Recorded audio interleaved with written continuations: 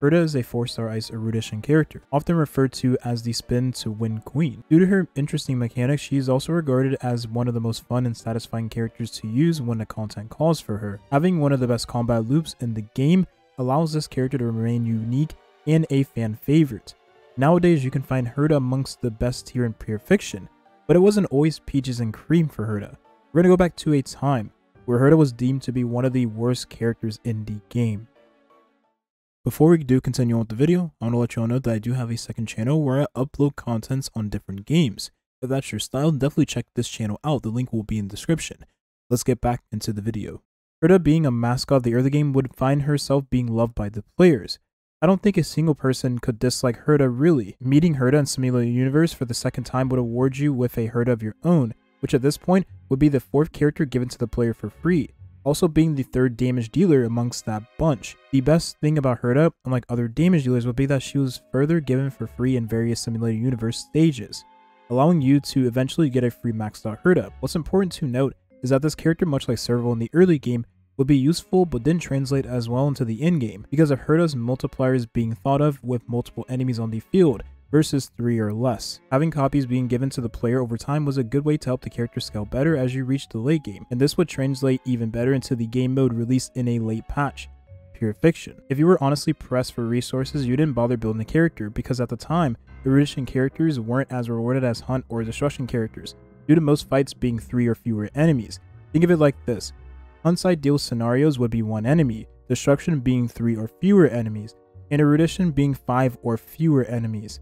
Considering most contents would cater to destruction scenarios as being a soft compromise for every path to feel viable in most contents, erudition characters would be the one hurt by this game design. Very early in the game, there was ideal scenarios for Herta and other erudition characters like Himiko to shine, but that was Calyx farming. Every character could Calyx farm due to the game being played in mostly auto, but erudition characters just made the farming quicker.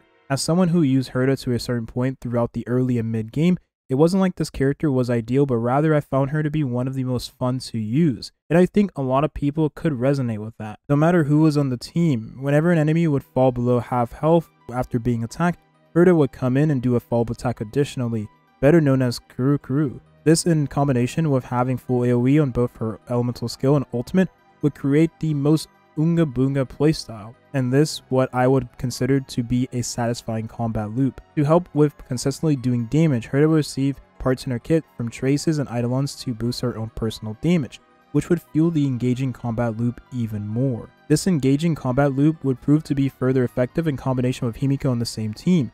Although being a rare scenario, whenever there is an AoE scenario and the enemies are weak to both fire and ice, this synergistic duo would have a field day. If Honkai Star Rail didn't have autoplay, this would be the best way to go about doing so, because the combat loop between both characters and their follow-up attacks is literally hands-off. With the scenarios being rare and mostly tied to Calyx farming, many players would use the two together if they had access to Himiko, and wouldn't sweat it if they didn't, as Herta was perfectly fine at tackling the content by herself. Star Rail is an interesting case, because from early to mid-game everything is viable. Sure, some characters have an easier time than others, but it wasn't a good idea to judge a character's strength based off contents that were a joke. As you enter the mid to late game, you realize something very quickly about erudition characters. The only hard contents offered in the late game was Memories of Chaos, which was a game mode centered around fighting elites and bosses, which were what erudition characters struggled with. I mean, at this point, many players dropped Herta from their in-game teams due to her not having any favorable matchups in the late game contents, even in combination with Pela, but there would be the fact that not very many enemies were weak to ice at the time. Despite being in the same class as one of them, Herta would be much weaker in comparison. The reason why Jing did perfectly fine in Memories of Chaos versus Herta is mostly to having higher multipliers, even the least ideal matchups for erudition characters, better damage boosting steroids, and utilization of some of the best supports, but really that was the kits to blame here. It also didn't help that around this point, enemies being weak to Quantum, would you have either Seal or another character that's given for free, keqing, built for this content. Keqing, much like Jing, had all those benefits in her kit, but also had damage that was dispersed against 3 enemies, being very good for the blast or the enemy lineups and Memories of Chaos. So this wasn't to say that Herta was bad by any means, just that the endgame had no contents that would allow her kit to excel. The more enemies on the field, the more valuable the character became. Star Rail just didn't offer really any content that sort at the time, so Herta would go on to be amongst the worst characters tier, as other characters had more to offer than the keqing she would bring to the table. This would remain Herta's position into the meta until a certain boss would appear that actually gave Herta her ideal fighting scenario.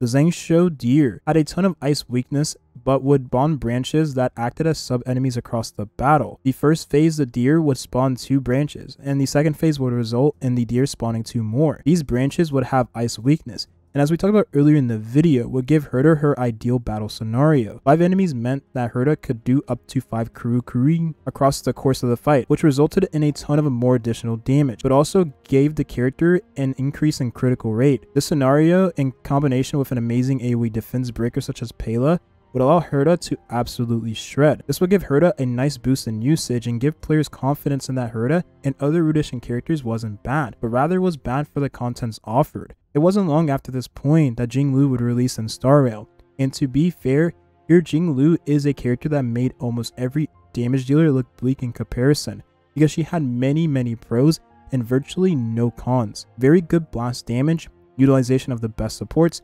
attack boosting and damage boosting steroids, excelled at lower tiers of investment thanks to receiving 50% critical rate for free, all while having a kit and combat loop that flowed perfectly well. There was no issue with any part of her kit. These would be the dark days of Herta, as virtually no one would ever talk about this character again, and I mean ever again. As mentioned in the March 7th video, Hoyo would release the Similar Universe DLC, Swarm Disaster.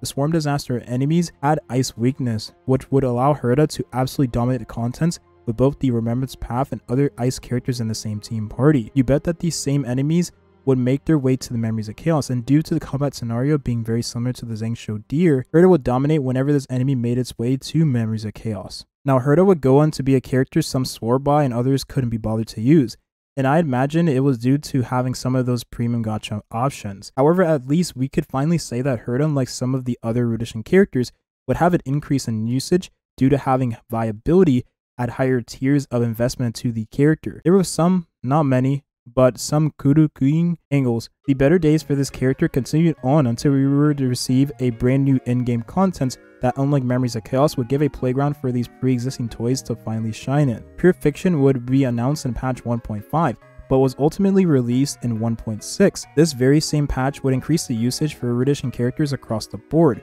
because like we discussed in the very beginning of the video, Unga Boonga characters would meet Unga Boonga contents. Pure Fiction didn't reward you for how quickly you cleared the game mode, like Memories of Chaos did, but rewarded you for killing as many enemies as you could possible. There would also always be 5 enemies on the field at any given point, well, most of the time. So this not only gave Herta much better synergy with a strong 5-star light cone, but also rewarded those very same players that had invested into this character and of course other Rudishan characters prior. This would be a content where Herta could stand out as an ideal character versus Jinglu. Funnily enough, I was a player that used both Herta and Jinglu in the same team.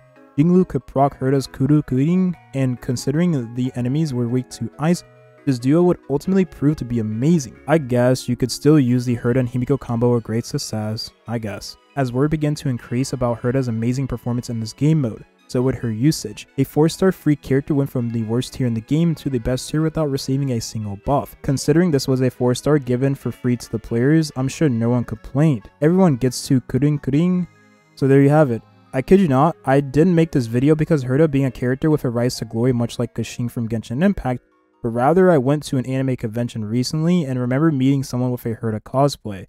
The cosplay was very well made and the first one I ever saw for the character. No, I didn't ask them to do a keqing. Anyways, thank you for watching and have a nice rest of your day.